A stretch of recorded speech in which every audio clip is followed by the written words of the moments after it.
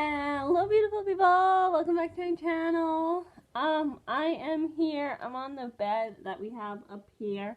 Um, so yeah, I mean, this is a day bed. It's supposed to be kind of like a couch slash bed, like guest bed. You know what I'm saying? So yeah, so that's where I am right now because what better way? Wouldn't it be lovely to work from home on your bed? And that's why I'm here. I get kind of weird when it comes to my personal sleeping bed. I don't really like to do anything in bed except for dot dot dot and sleep.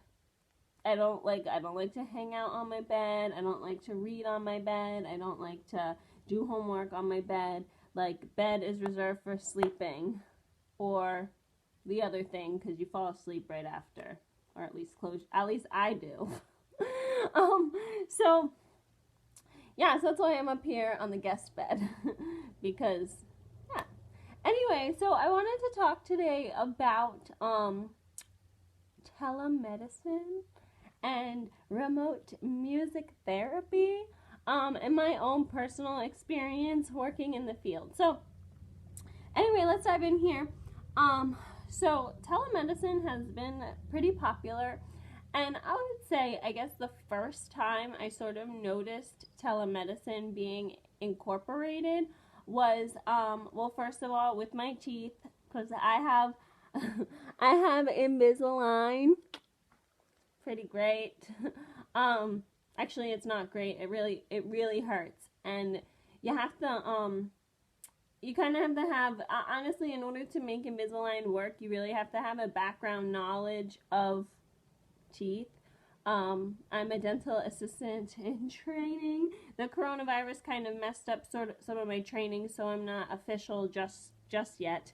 But once I get my radiology certification, then I'll be all good to go. So, but the point of the matter is that as a dental assistant, I see a lot of stuff, like, and I know how it works, and I know how Invisalign works. So, like, personally for me, I just had to get these, like, I had to get a scan, every 6 months. I asked to get a scan, and I was able to do that because of my resources. But if you're a common person, I do not recommend Invisalign. Like, get braces. It's going to be so much more efficient and faster, and I'm sorry it sucks, but that's the truth of the matter. Unless you're a dental student, or a dental assistant, or you work in a dental office and you can kind of like forge the system like I did, then get Invisalign. But if you're a commoner, don't do it. Don't do it. Anyway, but the point of the matter is that telemedicine, the first time I ever experienced telemedicine as a patient was getting my Invisalign.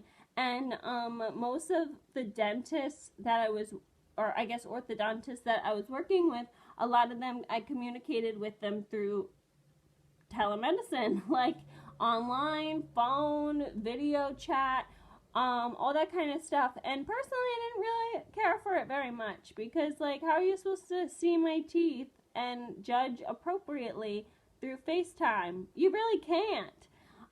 So I didn't like it. Then, my medical insurance, they have a nurse 24/7 on call.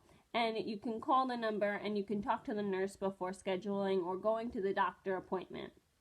And this was going on like before Corona, because I know like that you can do that now. So anyway, I thought that was great because I called, I think, twice. Once was to set up an appointment, and the other time was to call about a prescription. And yes, I didn't like have any symptoms, and I didn't like ask her to diagnose anything. But the point of the matter was, it was nice that a nurse was there on call, like for me to call in. Now it's even better, And so that was a positive experience. I know how to use Epic, which is like a software for hospitals. So I have the app for my personal Epic chart, but I also like have used Epic in the full-fledged version, not the patient version, in the past. And that's another like sort of telemedicine category where like your chart is on an app and you have access to it.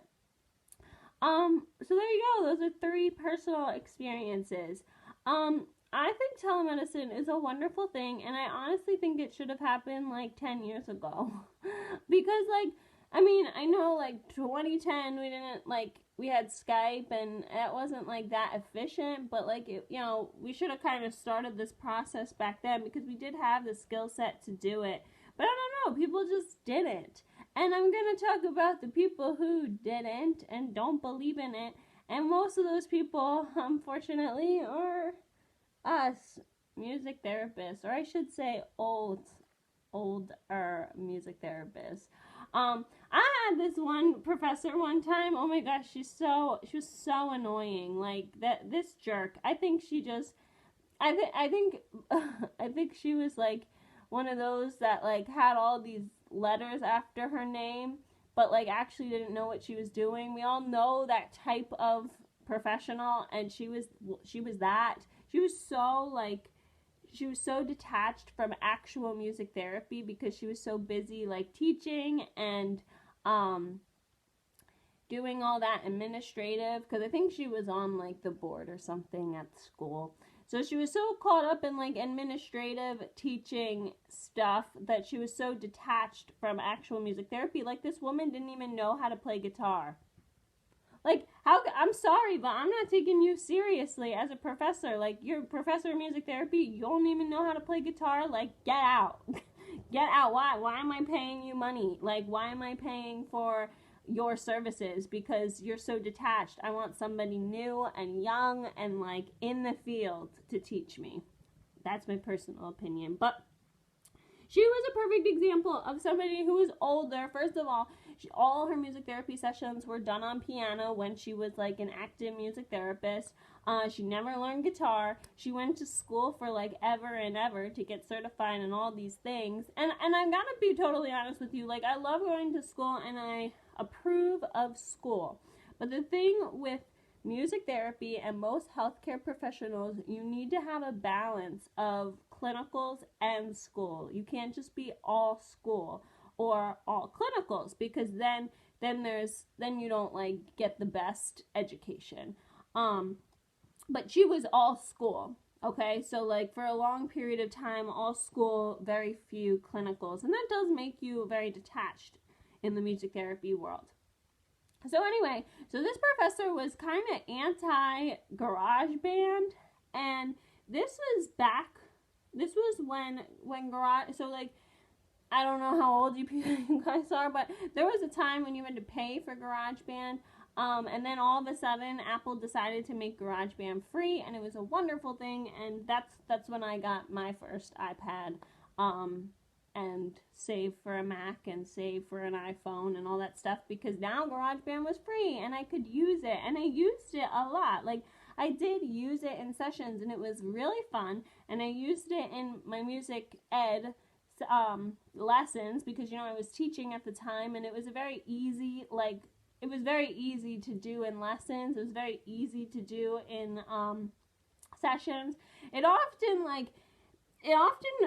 when I did like any app, like any computer app, the session did tend to get off track. Like, it didn't go the way I planned it would go, but the goal was still there. And most of the time the goal, it was creativity or fine motor. So like, both of those goals were achieved even if the session went a little off track. But my professor did not think that the session goes off track, then it goes off track and it's bad and you gotta start again. And now in the working world, I understand where she's coming from, because you don't want to teach like a 19-year-old that, it's okay for the session to go off track, because you can't necessarily trust if the goal is still being accomplished. Now, if you're like a 27-year-old and you've been doing music therapy and the session goes off track, you can kind of trust that the goal is still there. So I totally get where she was coming from. I just don't agree with the way she presented the information. So anyway, but she was one of the ones who was kind of anti garage band, anti any like piano keyboard on the iPad, any like adapted music instruments on the iPad. Like if they were physically adapted, that was fine, but she didn't like when they were on the iPad or on the phone. It was very, very annoying. But the point of the matter is that she was one of the ones who did not agree with telemedicine. And the reason why, it was an ethical issue. So like, and that's what I'm going to talk about. So ethically, so here's the thing is, as a music therapist, personally, I think that the best music therapy way to go about a session is to meet the patient where they're at and direct them from there. It's called the ISO principle. And doctors do this all the time. It's actually really what makes a doctor a great doctor, is following this principle, especially if you're in like a trauma unit.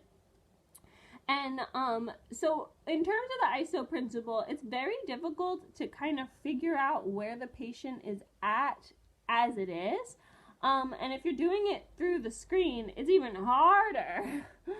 So it's kind of hard to read the signs. It's kind of hard to pick up on the little nuances. And I don't know about you guys, but during my internship, like my clients, they'd like move their hand like just a little bit, like that. And it was like, and then you knew, like, okay, like that's the reaction. But it would be hard to tell in the moment, let alone tell on the screen. So that's like one of the problems, I guess, with telemedicine, first of all, as a music therapist. Another thing is that you are kind of adapting the session as you go. So like, okay, you have your hello song, which don't even get me started about how stupid a hello song is.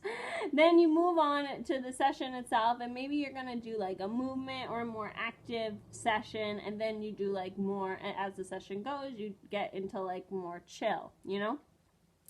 So, but like, let's say the client is super hyper, and okay, maybe doing one movement song or one high energy song isn't going to do it. Maybe you have to do 3 high energy songs and then do like a songwriting calmer exercise, but not necessarily a relaxation.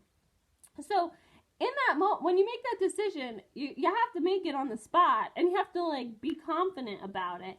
And sometimes it's hard to make that decision in the moment, let alone on the screen. Very, very difficult, right?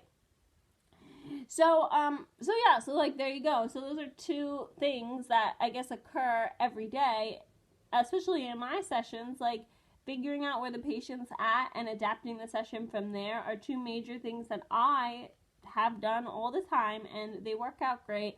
But the thing is that it's kind of hard to do it right in on the spot, and doing it through the screen, it's even more difficult. So there you go. And then there's also like an ethical issue too, where like, I guess I should say ethical / advocacy, because so if you're doing a music therapy session through FaceTime, the board of directors could easily say, like, oh, well, what's the point of you doing this through FaceTime? Why don't you just record yourself, right? Then, of course, the record yourself could turn into, why don't we just use pre-recorded music?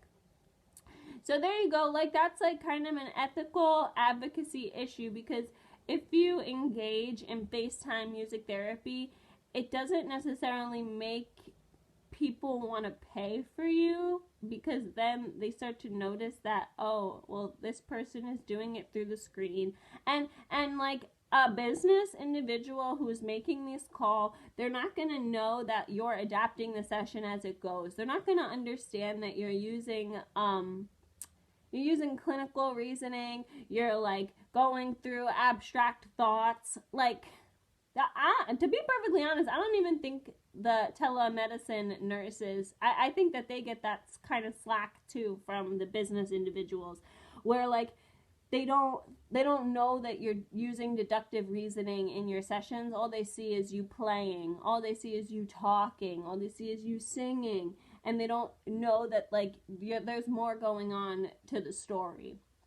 So as like, of course, with nurses and telemedicine, if they run into that issue, you could like, oh well, I have my RN. Oh well, I'm a nurse. Well, like, fine, then hire a doctor, pay them more to do what you're paying me. But as a music therapist, you don't really have that pull. And the thing is, like, yeah, oh, I'm board certified. Oh, I have like, yeah, I'm certified in brain injury patients, or oh, like I'm certified K through 12 or whatever. Like, yeah, you got certifications, but the thing is that like they're not as important. A business individual doesn't view a board certified music therapist as important as an RN. I hate to say it, but that's the way it is. And when you do music therapy through FaceTime, you're kind of promoting the whole, or at least the business people think that you're promoting the whole recorded music therapy sessions, which is not what we're doing. So that's like one of the negatives. Another negative, and this I've experienced this on a personal level because I do not drive in the snow. Yes, I live on the East Coast and we get the 4 seasons, and I live on the Northeast corridor and it snows a lot and it's very annoying, but I don't drive in the snow, and the reason why is because I have a really I refuse to buy a big car. I like driving my sedans. I don't drive a small car, believe it or not, but I drive sedans and I like it. And they're affordable. And they're very easy. Like they're affordable monthly payments. And that's why I drive sedans. But the thing is that a sedan, unless you're getting a Subaru, which I can't afford, they don't do well in the snow at all. Like I had a Chevy Cobalt. It was the worst in the snow. Then I drove a Hyundai Accent, which I love the name Accent. Even worse. The Sonata, again, Hyundai Sonata, right? That was even worse. Like every car I felt like got worse from the Chevy Cobalt.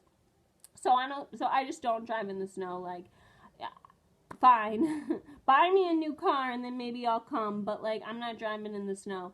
And so that's like kind of that's my personal philosophy. And when I don't drive in the snow, I have offered to do music lessons and music therapy sessions through FaceTime. But the thing is that whenever I offer, I always get the patient pulling back and being like, okay, we'll do it, but I'm not paying you full price because it's through FaceTime, or even, oh, sure, we can do it, but then can we still schedule the real lesson? And it's like, what are you talking about? Like, this is like, I'm still working. Just because it's FaceTime doesn't mean like I'm not working. But that's like kind of that's sort of the two negatives to music therapy, telemedicine. It's not necessarily what you're personally doing. It's the higher ups. It's the people who are paying. It's the uneducated people who are paying. Let's just put it out there. So that's like the major problem. But the thing is that, and one thing that actually I talked to one of my fellow music therapy friends about, and I think this really works, is she was doing music therapy FaceTime sessions. She got approval from her supervisor, and then when she was doing it with the client had their personal caretaker in the room. So it was like she was doing a one-on-one session, and then the client was there and their personal caretaker. So the personal caretaker could assist the client if there was something that the client couldn't hear, or if it cut out, or if she needed an extra hand to accomplish a task, like a movement task. I know that also influences like advocacy, ethics issue, because then it's like, oh, who's actually leading the session? Is it the caretaker? Is it the music therapist? But we got to remember that our lovely, blanking on their name, the two musicians that Nordoff and Robbins, you got to remember that they did the same exact thing where like, okay, there was one musician and then the other one was directing the session, and technically that is what you're doing, but the company is getting a better deal because they're paying the assistant, they usually pay like $10 to $12 for a personal caretaker, depending on the state. And so there you go. So they're paying them $10 to $12 an hour, and then they should be paying you 30. They should be paying you 30. So there you go. And so that way, that's like a kind of, if you get pull, if you get like slack from the higher ups, like, oh, blah blah blah, like this isn't going to bring us in any money, well, you can always say that, like, yes, you are charging the clients accordingly. They're actually saving money, because instead of having 2 music therapists or 2 therapists in the session, you're paying 1 therapist and 1 personal caretaker, and you're still charging the client, so you are making an income. For group sessions, it might be a little bit more difficult for group music therapy, but as a music therapist, you can always just think about it like a workout class. And that's sometimes what I do, is I like to watch like workout videos, right? And like live workout videos, and then kind of take like their energy, what they say, what they do, and then put it into my own music therapy. You might need a little bit more hands on deck if you're doing like a group music therapy session, but again, you can always use the pull, like, oh, you are paying the personal caretakers to assist and not therapists, whereas like at least in my setting, it was the therapist would assist. It would be like a therapist would lead, therapist would assist. So they actually would be saving money. So those are some tips and tricks. I hope that we do get to do telemedicine music therapy. Like, I really hope it becomes a thing, and I hope like advocacy isn't, like, I hope we don't have to advocate for ourselves for too much longer in this like telemedicine music therapy realm, because I gotta hand it to you, it's very annoying. It's very, very draining advocating for yourself. So that's why whenever I advocate for myself, I always bring money into the equation, because people understand money. And if they know that you're an asset to the business, regardless of whether you're doing music therapy in person, FaceTime, maybe you're writing like blogs or posting to the Facebook page. Like, as long as you're doing some PR, some advocacy, bringing in some money, and show that you're an asset to the company, like, that's what they want to hear. They just want to hear that you're an asset. They don't really care what you're doing on a daily basis. They just want to know that you're an asset. And that's the goal here, is that we want to be assets as we continue our music therapy sessions. Okay, I hope you have a great day. Bye!